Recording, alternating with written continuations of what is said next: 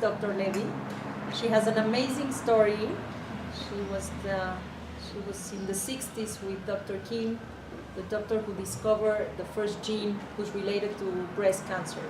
But I really want her to listen to her story and the relevance of what we're going to do in Mexico with the Jewish community, the Ashkenazim community. Thank you very much. Thank you, Rina, for the kind introduction and for the invitation. And I'm really glad and honored to be here. And the reason I came, even though it was hard to come for a short time, is because I have I would say I have a major purpose in life right now, and that is really to try to prevent breast and ovarian cancer using genetics. Now, Rina mentioned the Alma Foundation and doing reconstructive surgeries and implants, and these things are extremely important, but I think what we can really be doing and we're not doing is preventing all of this in the first place. And I want to explain a little bit about how that's possible. So, people have realized that family history is a risk factor for breast cancer for a long time. So if you have breast cancer in your family, whether it's on your mother's side or on your father's side, that really increases the risk for breast cancer. In the mid-1990s, 2 genes were discovered. They're called BRCA for breast cancer, BRCA1 and BRCA2. And mutations in these genes really increase the risk. Now, you're born with these mutations. It's not something you ate or did or whatever. You're born with them. And shortly after the genes were discovered, it was realized that Ashkenazi Jews have a particularly high frequency of mutations in these genes, and there's 3 mutations, 2 in BRCA1 and 1 in BRCA2, and 1 in 40 Ashkenazi Jews carries this mutation, whether they're a man or a woman. So if we had 40 people around the table here, and they were all Ashkenazi Jewish, on average, one of them would have one of these mutations.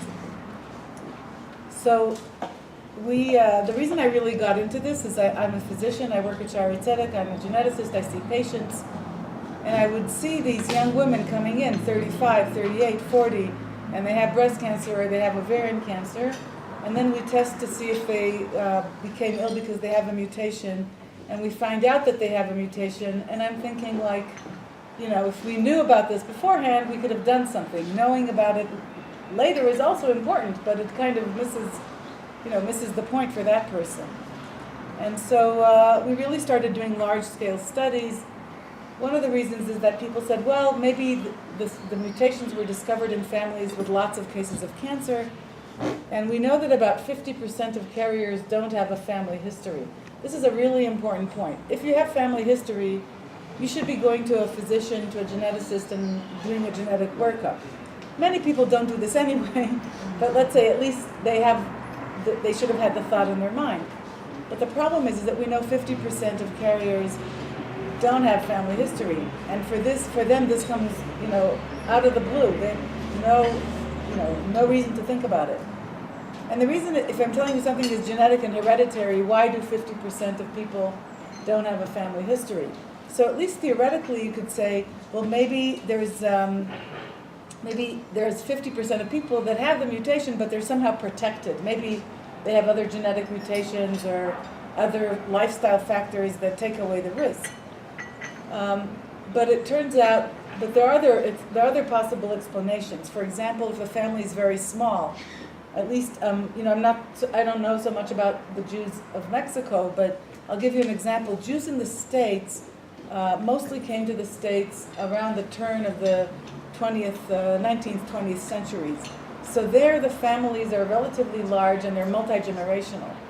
In Israel, most of Ashkenazi Jews came after the Holocaust. So the Jewish families in Israel just are smaller. There's not that many generations. People were killed. We don't really know what happened to people at older ages. So that's one reason. The other reason can be just kind of luck. If you have a family with a lot of men can carry the mutation, and they have some cancer risk, but they're much smaller. Or the other thing is what we call Mendelian luck. So the chance of getting the mutation, if it's in your family, is 50%, and there's 50% that you're not going to get it. So if somehow most of the people who got the mutation in the family were men, and the ones who didn't get it are women, it's going to look like a family without family history.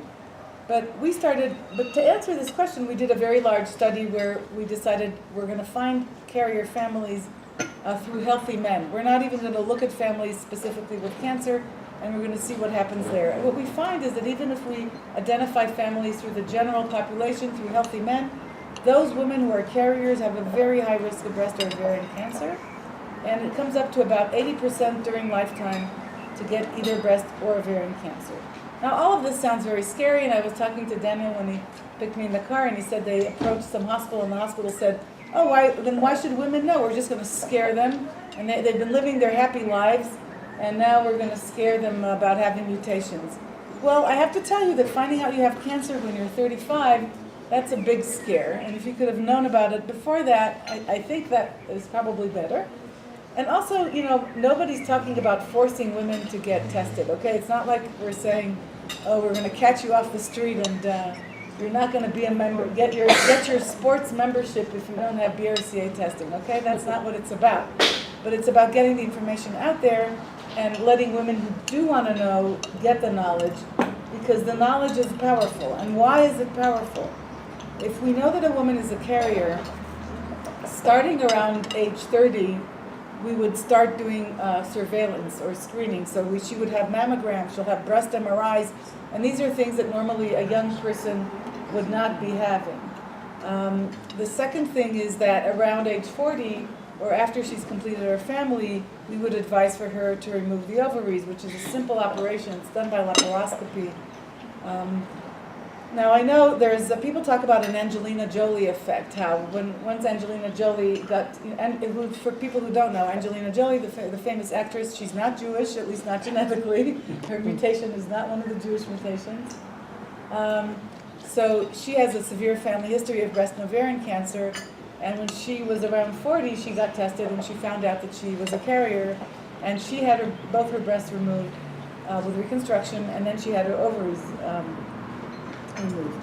I'll tell you that, so this became very famous, and it seems like taking your breasts off is the only option, and many women do not want to have that kind of operation. I can tell you that in Israel, only maybe 10% to 12% of carriers have their breasts removed. Right? In the States, it's a lot more. These are cultural differences. But I can say that in Israel, women don't want to have that operation, but what they do have is they have close follow-ups, and we have we now have some data on our carriers that we've been following for a long time, and we can see that if we follow them, it doesn't prevent breast cancer, but at least they're detected very, very early when it's totally curable. And often, once women have had cancer, then the situation changes and they decide to have the other breast removed as well. But again, by that time they're probably older.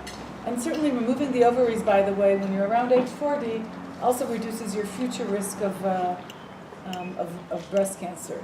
And it's actually been shown that if women have their ovaries removed around age 40, carriers, it saves their lives. It reduces their overall mortality by something like 80%. So there's really a lot to be done. Unfortunately, and I say this is true everywhere, somehow, even though Benjamin Franklin said an ounce of prevention is worth a pound of cure, people are still focused on cure.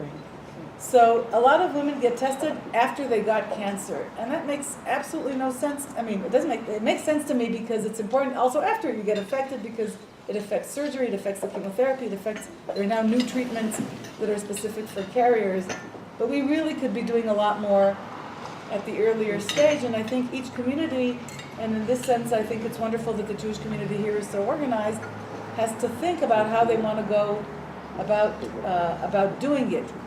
But it can be done. In Israel we have a national health system, as I'm sure many of you know, and we have every year we have a committee that sits and decides what's going to be in our general insurance that everybody gets. And we've been, so last year we put forward the idea of testing every Ashkenazi woman. We got a high score, but it didn't get funding. You have to realize we're competing against chemotherapy, new oncology treatments, new hepatitis treatments, etc. And hardly anything is ever accepted in the first round, so we are resubmitting this year. And, I hope it'll happen.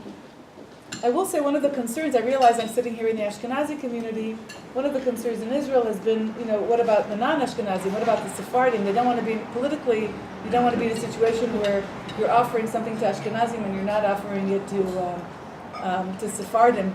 And I find that kind of funny. It's although, great, Ashkenazim have a greater risk for breast cancer. How come Sephardim don't get that too? But I don't need to tell you about all the social complexities. You understand them. You understand them very well. So we're actually doing a very large Sephardi study now to try and figure out what's going on in the Sephardi community. I will tell you that the Sephardi community seems not to really have BRCA1 and BRCA2 mutations, and we're trying to figure out what's going there. So if you're aware of any Sephardim who are interested in this, or even in supporting our project, because it's very cheap to test Ashkenazi Jews. We just test 3 mutations. It's it's really inexpensive. You can even do it in a buccal swab, like just taking a little brush to your cheek. It's very simple. But testing Sephardim is a lot more expensive and complicated situation. So if you know any Sephardi or non-Sephardi Jews are interested in supporting this project, we'd be very grateful, because my hope is to have in the end something that's generally true for all Jews. And I will say, I realize there's a lot of Jews around the table. Certainly I'm Jewish, but beyond. I think it's also important to keep in mind, beyond doing something for ourselves and our communities, these studies have had a huge implication on how screening is viewed for people in general, of any ethnicity, of any religion, and especially I think what's going on in the Sephardi study is going to be applicable to people worldwide. So it's we want to be Or LaGoyim, right? So it's not just for the Jewish community, but it'll have implications for universal Why is it more ones. complicated for the Sephardim than for the... So the Sephardim are much more. So Ashkenazi Jews are very genetically homogeneous. So if you look at not just breast cancer, but any disease, let's say cystic fibrosis, okay, which is a disease that's common worldwide. Ashkenazi Jews tend to have like maybe 2 or 3 common mutations, and that's about it. And the reason is that from a genetic point of view, if you look at Ashkenazim all over the world today, they're descended from a relatively small population in Europe, probably around the 15th or 16th century. People try to connect it to various killing events. So when the population was big, became smaller, and then grew again. So they're like a small, what we call a founder population. So the millions of Ashkenazi Jews today are descended from probably a few 100,000 individuals, not more, from Eastern and Western Europe. The Sephardim were all over the place. So they, obviously there were some in Spain expelled in 1492, but they went to different places, and some of them actually, during the destruction of the first temple, went to Iraq, Mesopotamia. So you have those communities. So they're much more, they're much more spread out historically and geographically. And so it's just much more diverse. And when you have to test for a lot of different things, it's just more complicated. And specifically, except for one of the history of these mutations is actually very interesting. So the BRCA1 mutations, one of the mutations, which is called 185 DLG, is a very ancient Jewish mutation, and Iraqi Jews also have this same mutation. So it probably dates to before the destruction of the first temple. But the other mutation, the 5382 insert C, is actually a common Central European mutation. It's the most common mutation in Russians and Poland and Hungary in non-Jews.